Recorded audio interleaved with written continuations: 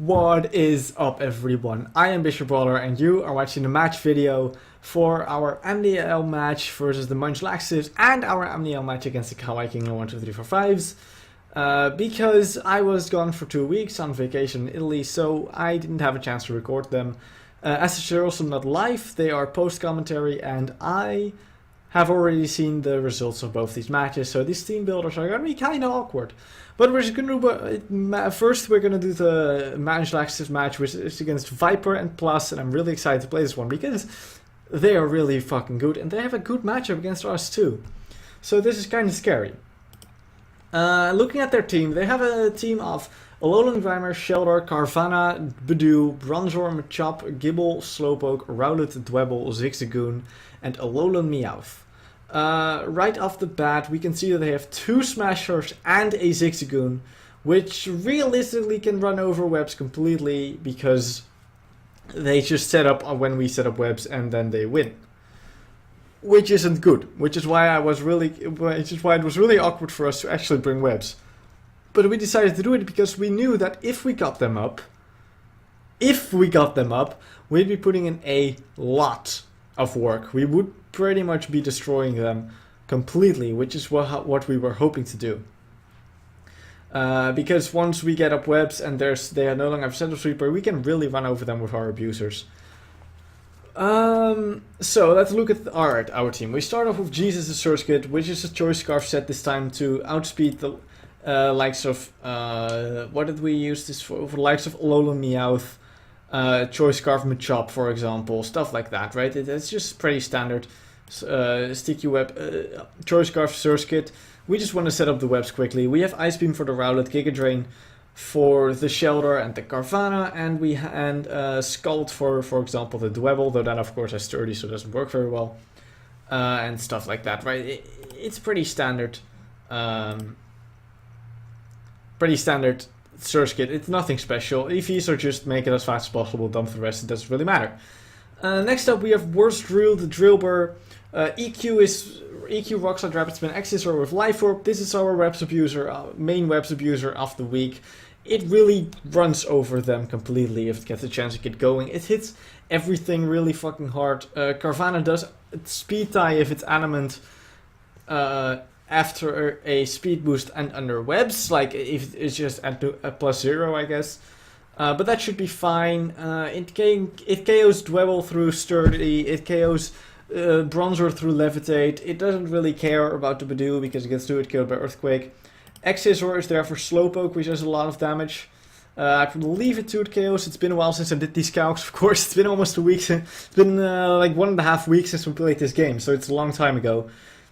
Rapids, it also spins away rocks if we need to, but it's unlikely that we will need to. This is a really strong Pokemon this week. I'm looking, and he could very well put in a lot of work this week. Obviously, I already know what happened, but it could potentially put in a lot of work. Next up is MK's Ladder Score, the Phantom. Basic Subseed set. We felt that we really need a Spin Blocker, and Oranberry Subseed Phantom is the best one we can do. His only spinner is the Shelter, which we don't exactly spin block very reliably, but it's something, right? He does have a Defogger in Rowlet, but his Shelter is his only spinner. We still felt like we wanted it. Also really takes advantage of the Slowpoke pretty actively. Slowpoke just cannot 2-hit KO us with Fire Blast through the Oranberry, if I remember correctly. Will-O-Wisp cripples physical attackers, Leech Seed gives us HP back, Substitute is being annoying, Hornet gives HP back. It's really just, this set is really just to be annoying, pretty much. And it should be able to do so. Next up we have Furious George, the Mankey. It switches into Rowlet, which is they are not gonna expect at all. Gets a +2 on the defog, and we're gonna kill something, almost guaranteed, which is really nice. A U-turn is our only way of hitting the Slowpoke, which is really sad, but it's the best we can do. Once again, that Slowpoke is a pretty big issue because it walls a lot of our team, which is why we have a Phantom and why we have a Magnemite, as you will see later. They take advantage of it pretty well, so that's cool. EV spread is pretty standard, just fast and strong. I'm not gonna go too in depth about EV spreads because they're, to me, I don't really remember why we did them exactly because it's been so long. Next up we have the Marini. Little cancer to Marini, of course. This thing completely wall shelter. It prevents Machop from doing much. It stops Gibble, I guess. Not really stop Giggle, sorry. Doesn't stop Giggle. It stops likes. It takes a hit from Zigzagoon and Hazes, I believe. It's just useful in general. This was really important, mainly for if the shelter sets up on our webs. We can just go into this, click Haze, and there's no issues. Because it cannot possibly OHKO us with anything. Even a +2. It's a really powerful mon that I'm really looking to put in a lot of work this week. It's going to be really exciting. And next up we have Traps and Trickery with Magnemite. Of course, this is Drew's mon that it wasn't his call to draft it, but he has a lot of experience using this. We are Volt Switch, HPIs, Recycle, Endure. This is a sturdy Drew set because we wanted another reliable stop to any sweeper of his that he could potentially run. We went with the Magnum, and of course nothing can OHKO this because of sturdy. We get our barrages back and it's fine. A Volt Switch hits almost everything except for Gibble and Rowlet. Gibble, Rowlet, Badoo, which are all hit by HPIs, which is why we didn't bother with Flash Cannon because it's not very useful this week, we felt. Yeah, that's honestly about it. It's a really standard set. Did we miss out on EVs here? It's obviously too late by now. No, we didn't. Okay, good. It's a really standard team, but we needed some standard because they just have a really good matchup against us, and that's not good. But I still think the team can put in a lot of work. Magnemite's going to be a menace for him to deal with, but yeah. That's about it for now. I'm going to go into the game and I'm going to go into the replay and commentate it for you guys. So I'll see you guys right there. And here we go. As you can see, he brought Bronzor, Alolan Grimer, Shelter, Machop, Badoo, and Dwebble. If that Bronzor isn't heat-proof, he gets 6-0'd by Tailo. We don't have a Tailo, of course.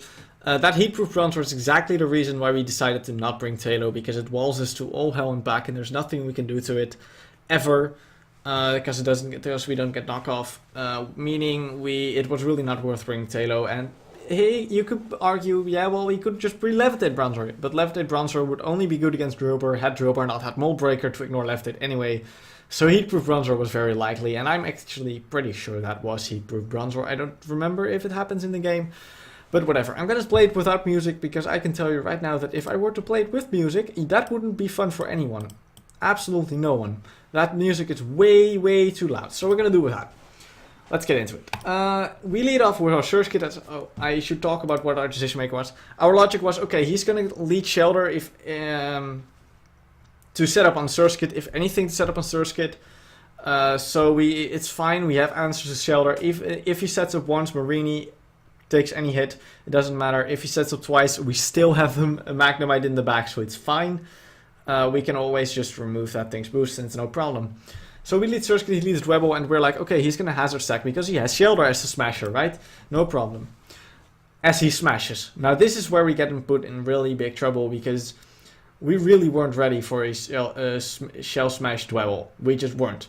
We did not expect this at all. He goes for the Aerial Ace on our Magnemite to break our sturdy. All we can do is Volt Switch. We had no other play. This is just a really awkward situation for us. We go into our Phantom because it can't take any hits except for Aerial Ace very well. Like, Aerial Ace could have killed there, and we probably lose if that Aerial Ace kills. I'm not gonna lie, that probably loses the game, so we're very lucky. We don't get our Oran Berry, we don't get it back the second turn either, and we burn the Dwebble, meaning it's no longer a threat. At this point, we just go into Marini and we Skull and kill. It's fine. So we have a slightly weakened Marini, Magnemite Sturdy is broken, and we have 2 dead mons. That is not a good situation for us to be in at all. Our spin blocker is dead, meaning we cannot prevent the Shelter from spinning, which is already our webs gone.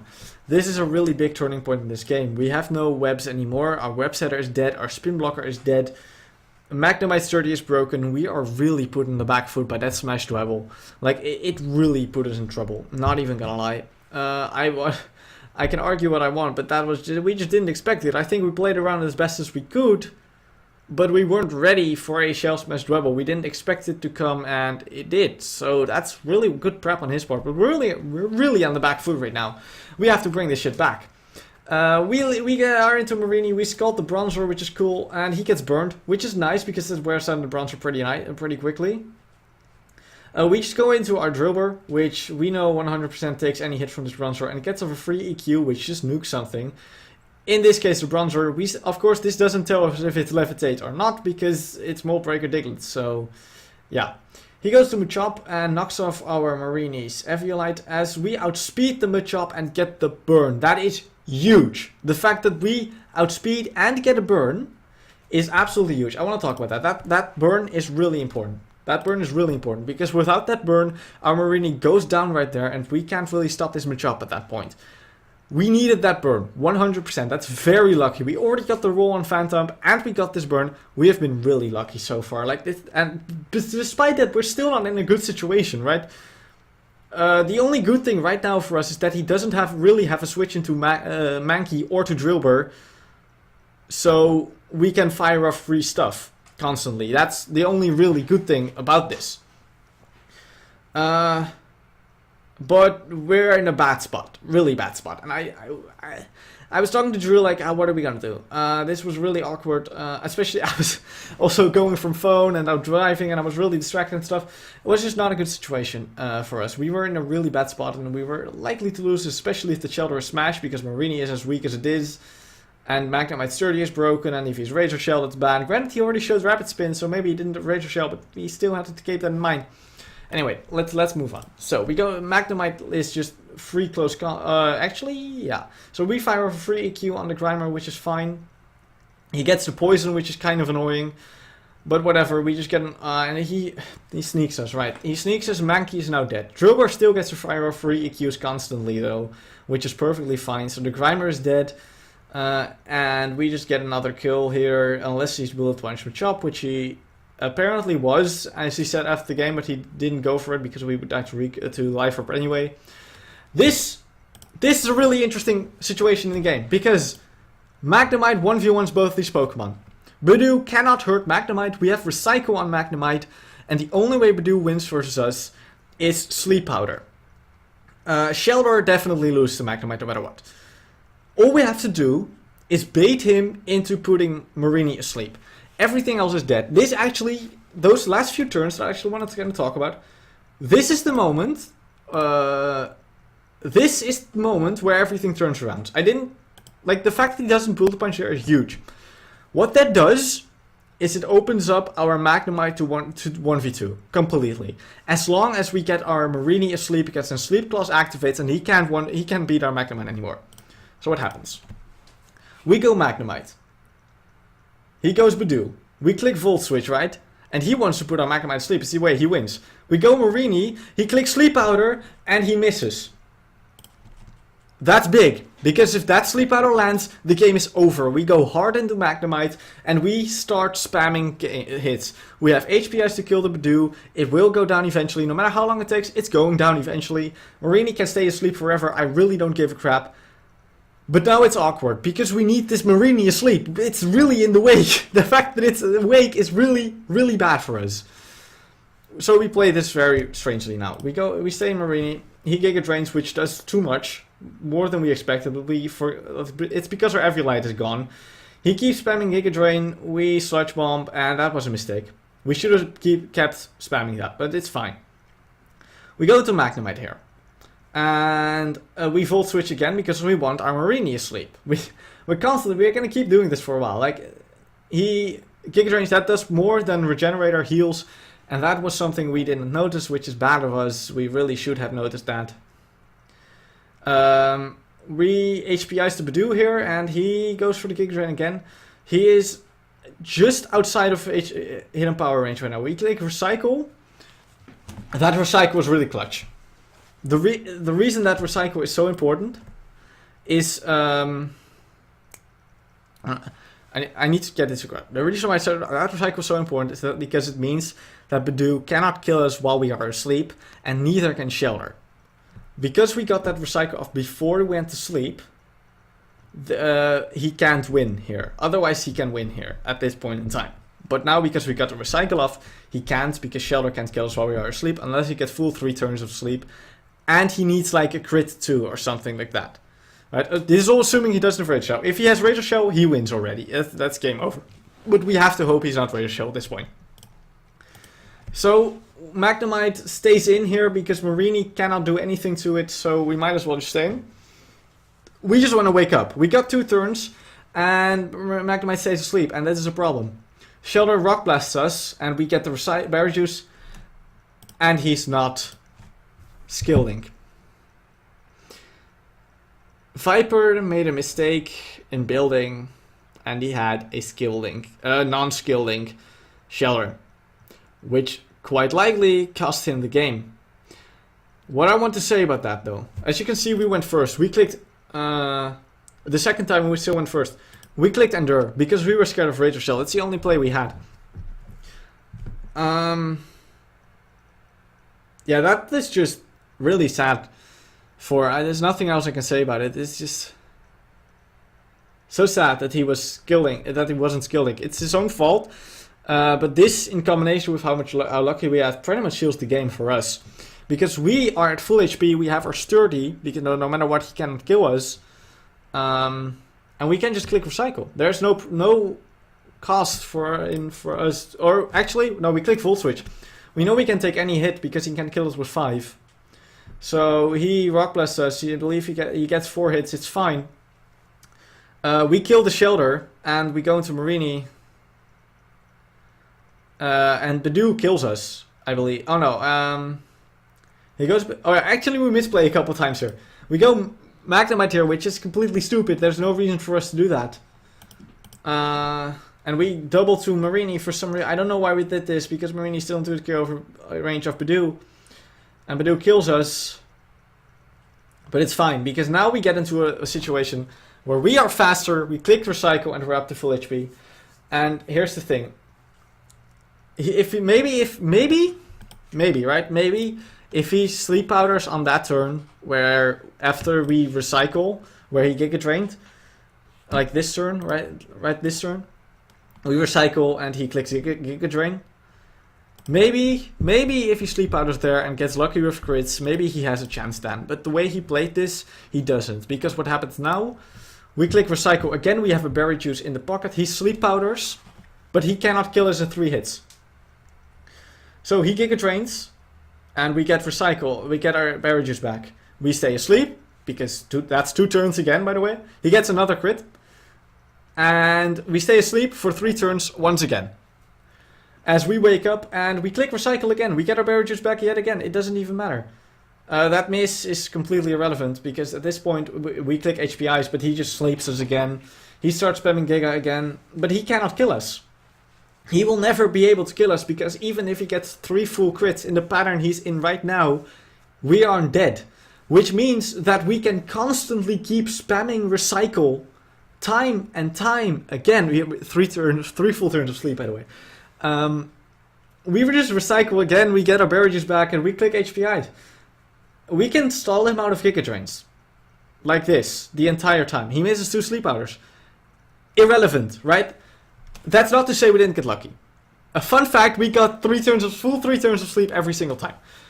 But Magnemite wins this 1v1 100% of the time because of the pattern we got into with the recycles at the Giga Drains, and he had to break that pattern, but he didn't. Because what he should have done was have us use a Berry Juice and then waste turns. I don't really know how he breaks that pattern, honestly. Maybe if he sleep out first time, right? But whatever. At that point, the game was over because the Magnemite 1v1 Badu. Unless some really big bullshit happens. It was pretty clear that he was a set consisting of like Sleep Powder, Giga Drain, probably Sludge Bomb, and maybe Spikes or Toxic Spikes or something. At the very least, he couldn't touch Magnemite. At this point where he forfeits, he has 2 Giga Drains remaining, which is pretty sure the only move he could hit us with. Otherwise, there was no reason for him to forfeit.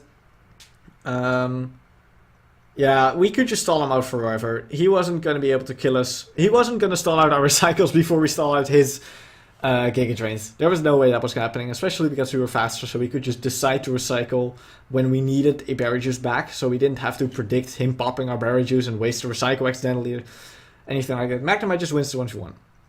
Now, I'm saying this as if this was a very decisive victory and stuff like that. It wasn't. We got lucky on the roll against the Phantom with the Aerial Ace. And if Rebel gets that roll, there's a good chance we're fucked.